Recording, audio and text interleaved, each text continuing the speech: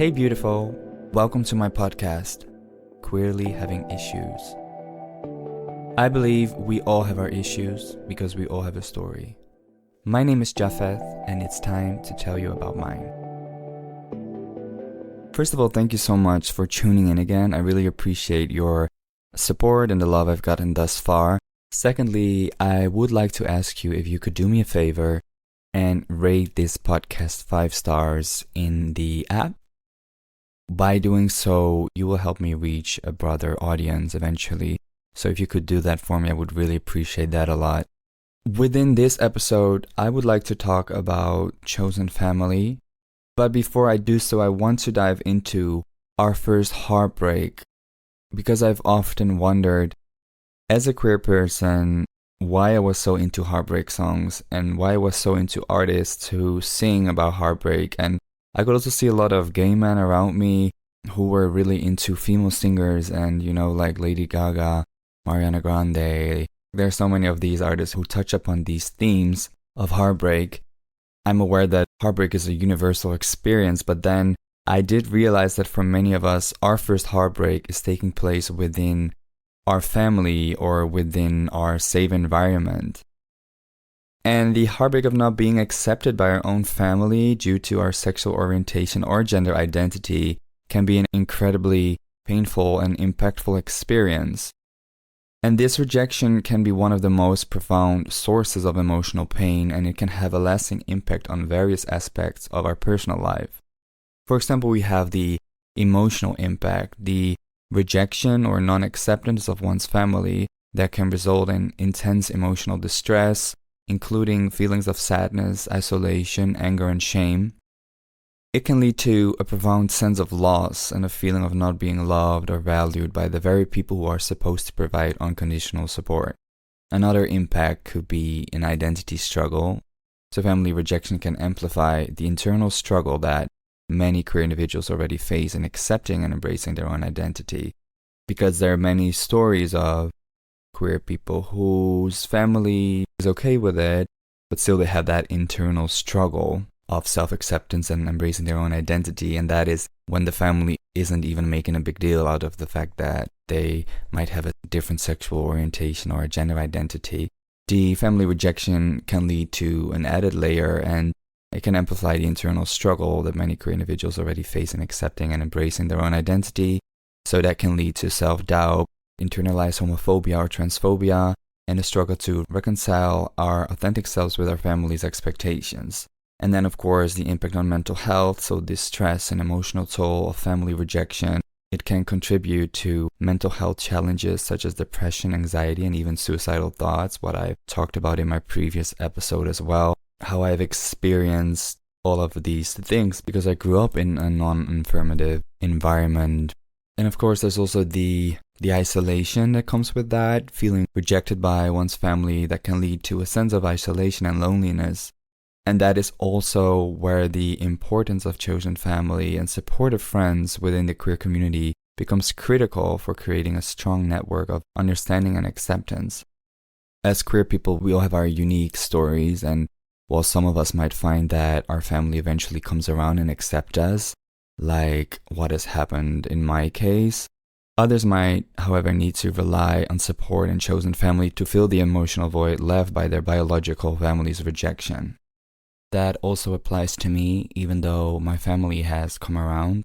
I think the damage has been done and our relationship has become more shallow, and I am at least less vulnerable towards them because I know they will never truly understand what I'm going through or who I am or why I make certain choices. So I'm sort of a bit careful. So we've made it work this way. Like for me, I'm just happy that they respect me and love me and accept me, even though our worldviews are so different, because I also have that religious layer.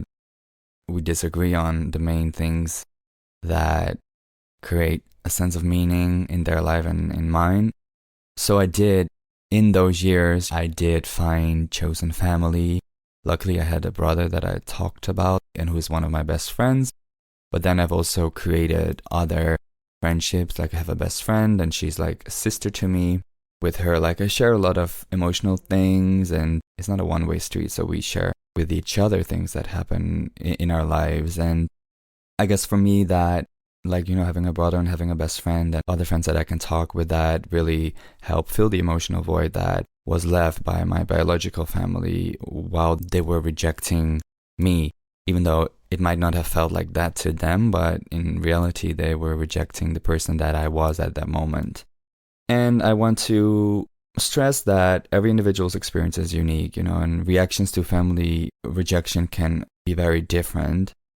And for some, this heartbreak can be a turning point that catalyzes personal growth and a journey towards self-acceptance. And for others, the pain might remain like a lasting source of sorrow. And I think for me, it was a combination of both. Like, in one way, it helped me grow, and it motivated me to go on a journey of self-discovery and self-acceptance.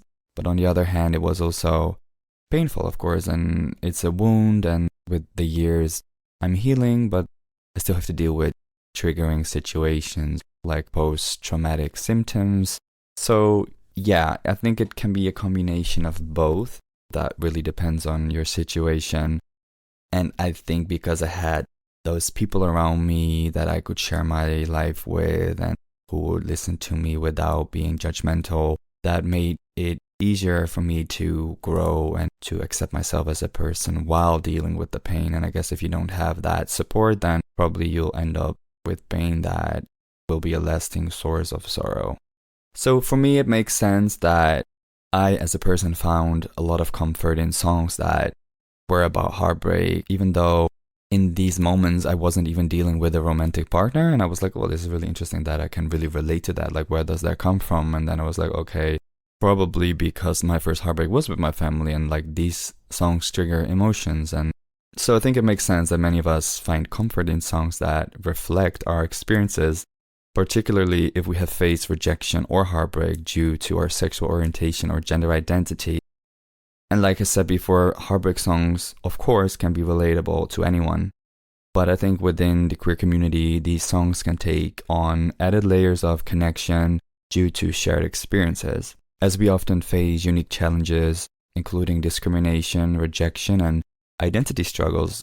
And I think songs about heartbreak often tap into these intense emotions while offering a way for queer people to connect with and process their own feelings. At least that's my opinion on it. I'm just curious to hear your opinion about it, so you can answer the question underneath this episode in the Q&A. I would really love to hear your opinion on this.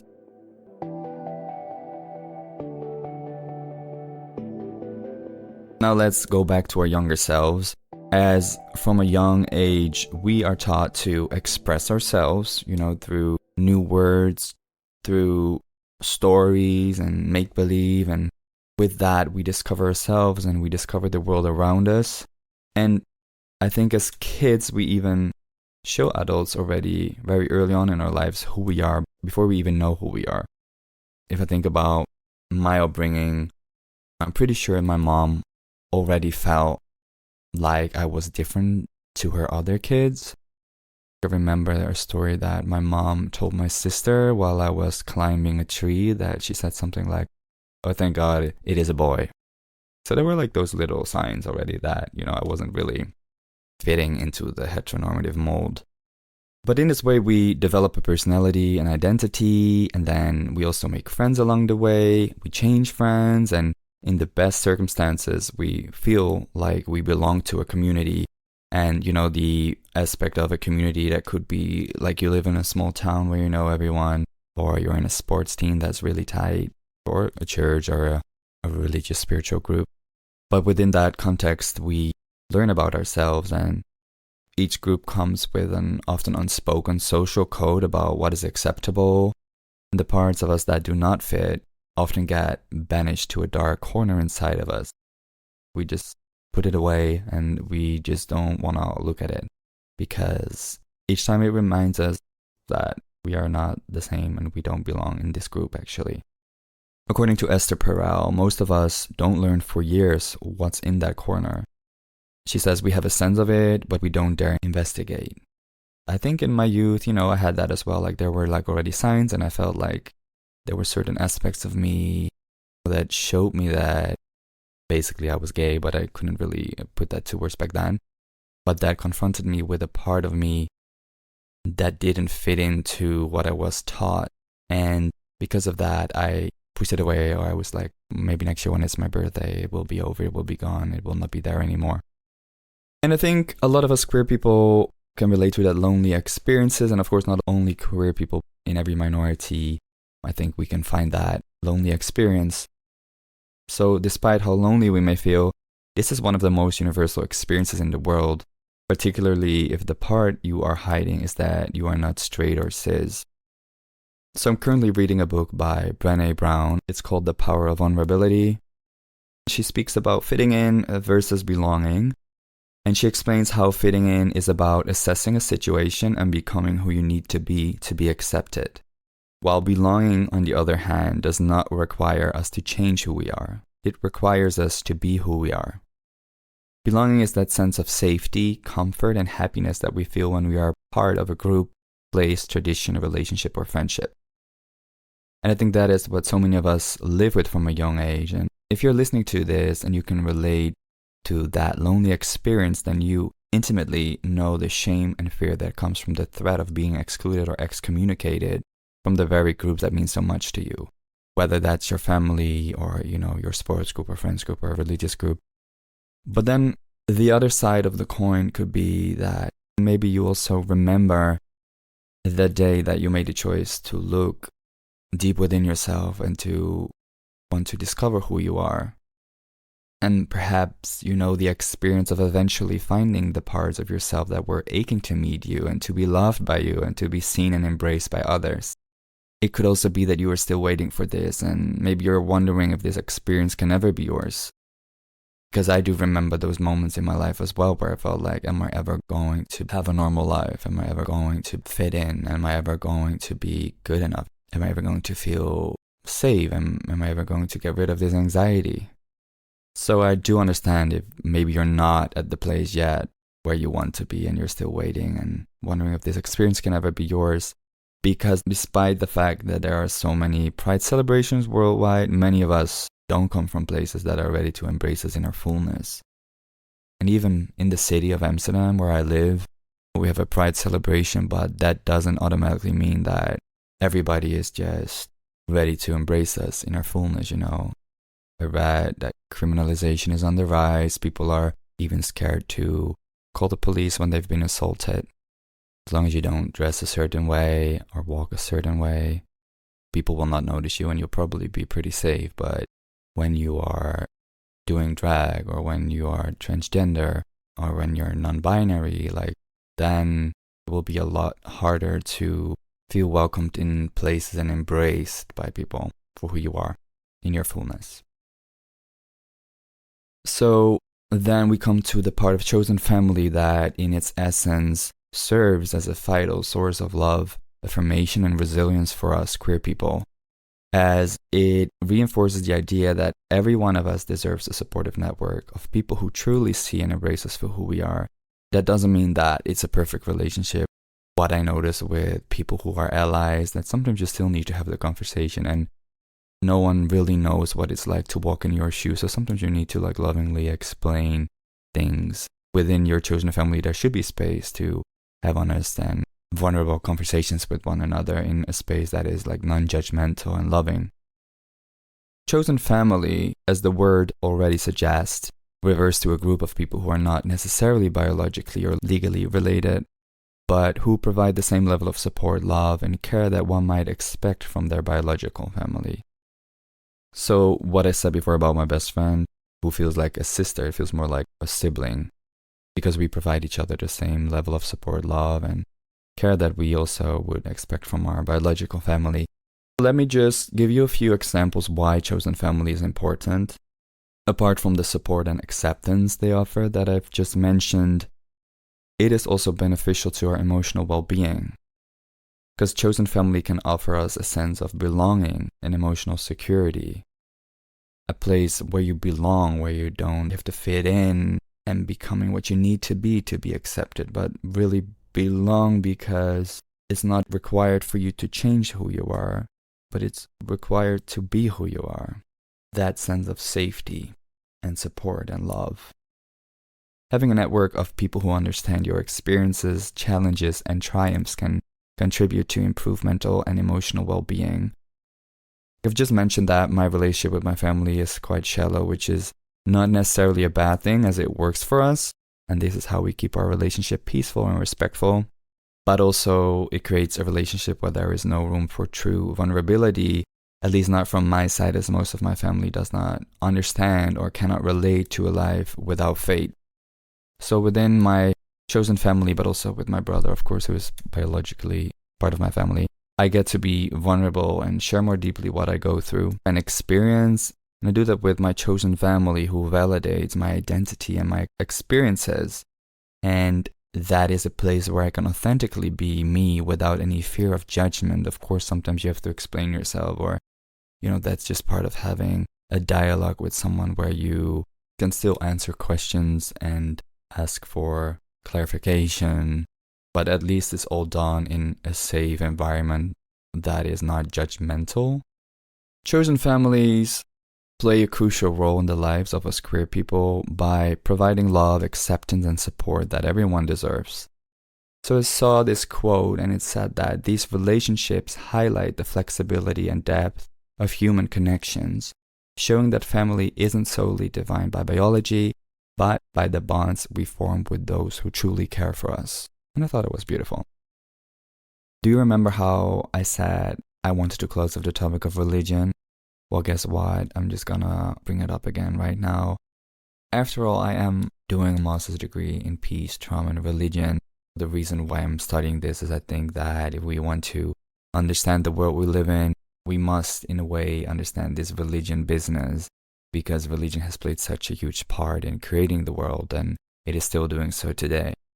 And I do think that the wisdom traditions have a lot to offer us queer people, apart from all the pain and struggle it has caused for a lot of us. Obviously, during one of the lectures, one of my professors called Fernando Ans, and I asked him if I could quote him on this. I don't really remember how we came to this topic necessarily, but I do remember that he referred to Jesus as someone who valued chosen family. And I was like, what? What do you mean? And then he explained that, and we touched upon a verse in the Bible in Mark 3, and it's about how a crowd was sitting around Jesus, and the crowd told him, your mother and brothers are outside looking for you. And Jesus asked them, who are my mother and my brothers? And then he looked at those seated in a circle around him and said, here are my mother and brothers.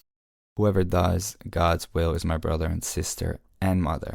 Like that, in that context, makes sense.